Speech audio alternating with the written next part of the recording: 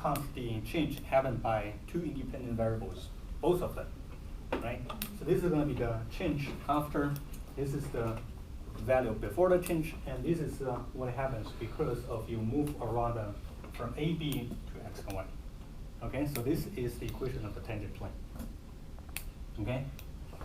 Now I want to quickly practice this formula by looking at one example, and then I will tell you what they are.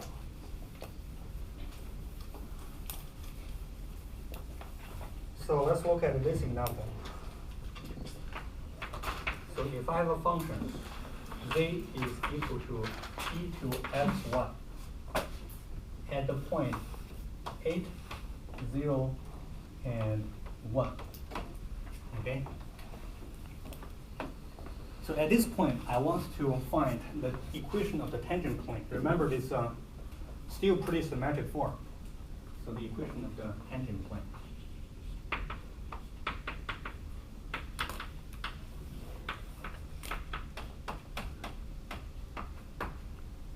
Okay. So if you have the equation of the function already, equation of the tangent plane is pretty easy to remember in the following form. z is equal to fx times x minus 8 plus fy times y minus 0 plus whatever original function value we have. Okay? So this is going to be the equation of the tangent plane.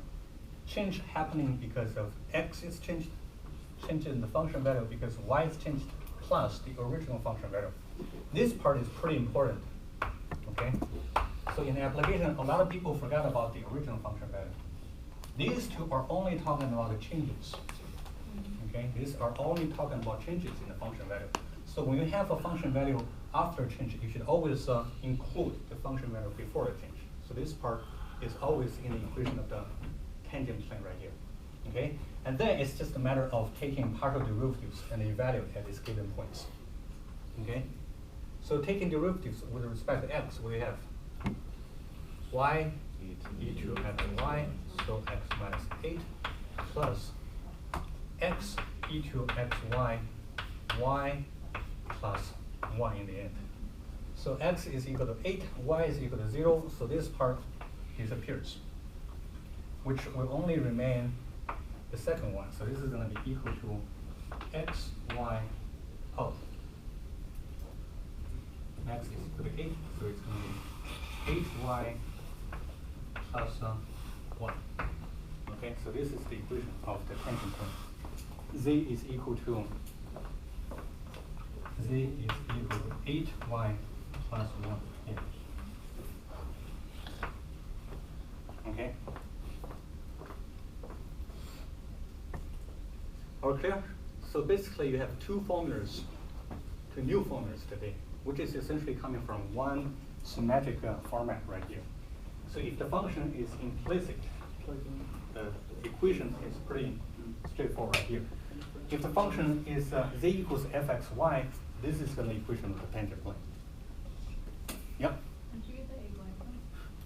Oh, here I'm just plugging these two values here.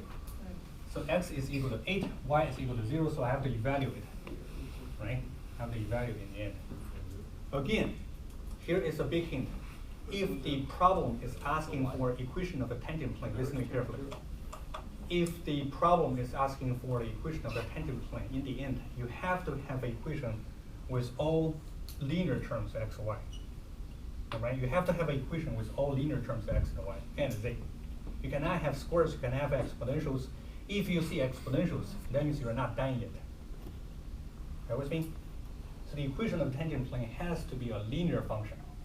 Has to be a linear function. If you see these things, it has to be something you haven't done yet, which is plug in numbers. You plug in numbers, these ones are all coefficients of the linear factors right here. So that's why in the end you're getting a function in the first order.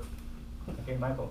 We don't like for the whatever in parentheses, right? So x minus 8 and y. Oh yeah, I think that's confusing here. I really should, yeah. Y is equal to your, I don't know. You're definitely true, yeah.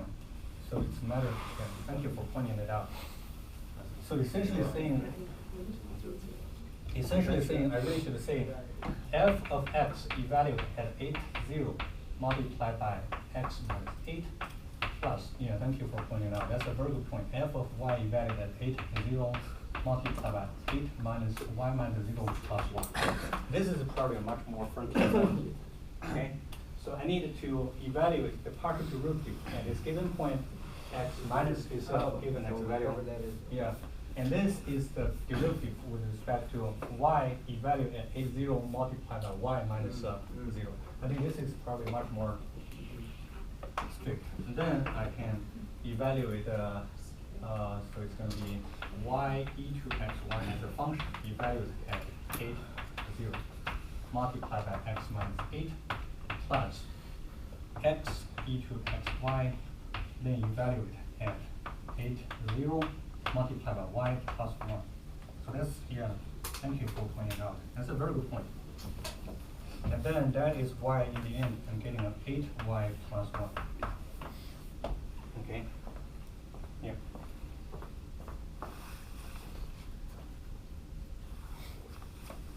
I think somebody also raised his hand for a similar question. Any questions? Okay, now I'm going to give you the application of the partial derivative in the tangent plane.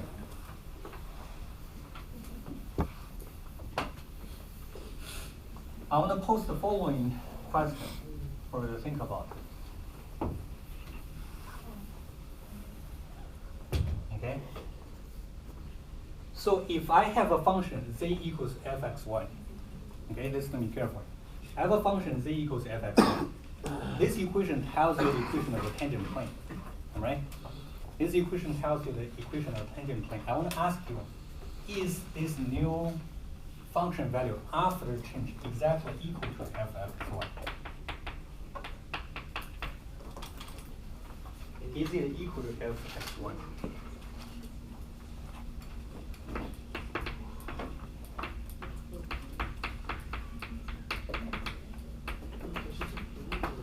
Is it equal to fxy?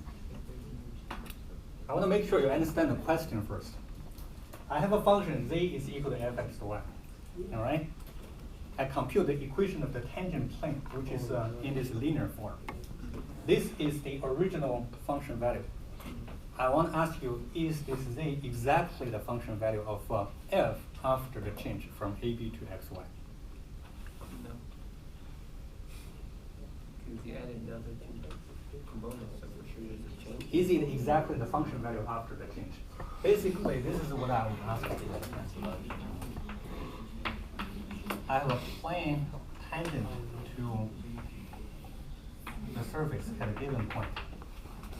So if this is AB, and I move the point from AB to x and y,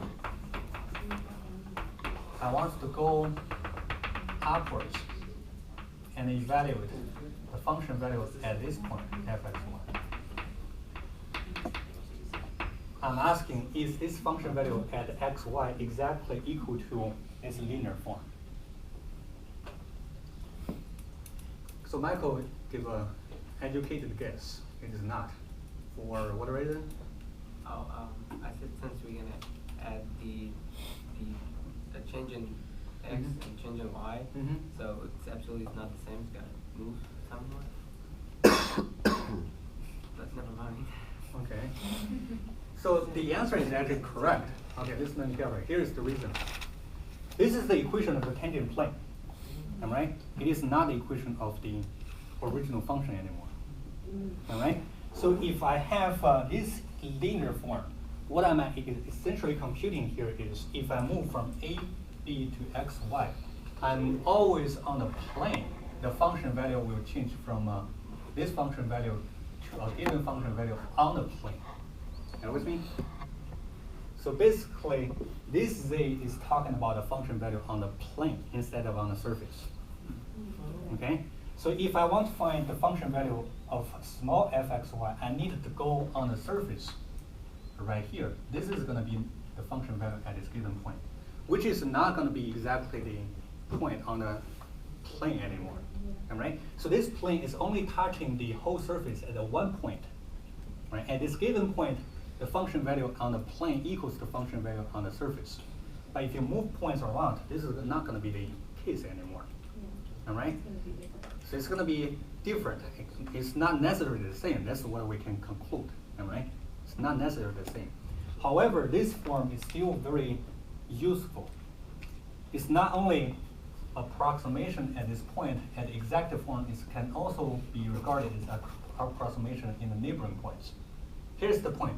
Even though I cannot really conclude this is the function value at x, y, I can conclude that this is going to be very close to the function value at x, y. And that's why we're saying this is a linear approximation. Okay? It is not exactly the function, but the function f(x,y) will be approximately equal to f(ab) plus fx evaluated at ab, so let's put it in here, x minus a plus fy ab x minus y minus b. Okay? So if I'm writing the equation of the tangent plane over there, the z value is only the value on the plane. But this z value will be approximately the same for the value on the surface. So this is so-called the linear approximation, which is an extremely useful tool to approximate a function. So the rationale is linear functions are only a prototype of all the functions, but we can use this prototype to approximate all the other functions. Is there a way to find the exact equation? Well, if your function is in an easier form, you know how to evaluate it. You can actually compute it directly. Mm-hmm. But in reality, a lot of functions are not that easy to compute. Okay. What we do is we find the approximation in the linear form, and we just find the approximate value in the neighboring points for whatever function we have. Okay. And most importantly, this method works for any given function. Okay. So as long as you can compute the derivative, you will be able to approximate the function in very precise form. Okay. So that's the main thing for linear approximation. Okay? Now I want to also explain this thing into a more friendly form. So I move terms around f(x,y) minus f of ab. Okay? So this is going to be my left-hand side. The right side is going to be fx evaluated at ab x minus ab. Okay? Plus fy evaluated at ab y minus b. So this is my approximate equation right here. Okay? I'm writing in this form so that on the left-hand side, this is exactly talking about delta z. All right? This is exactly talking about delta z. This part is equal to delta of x. This part is equal to delta of y. So essentially, I'm saying the approximate change in the function values will be equal to the linear combination coming from these two components. If I change x by a bit, the function value will be changed by this amount. If I change y by a bit, the function value will be changed by this amount. I add them together, this is going to be the change in the function value. Okay? This is the one thing I can ask. The other thing I can also evaluate. Okay? For instance, if I only change in the x value, y will stay as b. This part will disappear. Are with me? So this part will disappear, right? If y doesn't change, y stays as the value b all the time. So this whole component will vanish. All right? And on the left-hand side, I have delta z. So if I divide both sides by delta x, I'm getting delta z over delta x is exactly equal to the partial derivative here. Are with me? Which justifies our original motivation of computing the partial derivatives. If y doesn't change, I only change x, the partial derivative is exactly the quotient of delta z over delta x. If I keep x doesn't change, I keep x constant as a, this part will vanish, and I divide both sides by delta z, delta y, I'm getting this partial derivative is exactly the rate of change with respect to y as well. Okay, so this will be the whole explanation of linear approximation. And also, you can connect this all information about partial derivatives together because the tangent plane contains all the tangent lines. All right? This tangent plane contains all the tangent lines, So on the tangent plane, making special conditions, you can recover all the tangent lines. It's not very surprising. You will be able to see the rate of change right here. Okay? So I will give you one more notation or terminology here, which is called differentials. So the differential of a function, which is just another writing of a random site. Differential of a function fxy is just equal to fx dx plus fy dy. Okay, so this is the differential. Differential is a linear combination of dx and dy. So you probably also seen this from single variable calculus as well, right? So single variable calculus, you have dy is equal to fx times dx. In the two variable case, the differential is equal to a linear combination of dx and dy, which is just another writing if you change from dot x to dx and dot y to dy. So the differential will be approximately equal to the change of the function value. So this is essentially the only formula we need in order to justify our linear combination. Okay? And this linear combination is also, so this whole random side is also written as L of xy. Okay, it's also equal to L of xy, which is essentially saying in a small neighborhood of the base point AB, the function can be approximated by a linear function. That's all. Okay? I introduced several different notations, but I don't want to scare you. I don't want to scare you. And then I just want to look at one example. You will see all these things are quite irrelevant. In calculus, I can easily introduce you a whole bunch of different terminologies and notations, but in the end, it's just a matter of taking derivatives or taking integrals in the second half of the semester. So don't be scared of anything in Calculus 3. It's just the one or two. Either you need to take derivative or you need to take integrals, and that's all. So let's look at one example and we're pretty much done already. So if I have f, y is equal to minus x squared plus 2y squared, and I'm at a point 4 minus 3. I want to find the approximate value of f3.9 minus 3.04.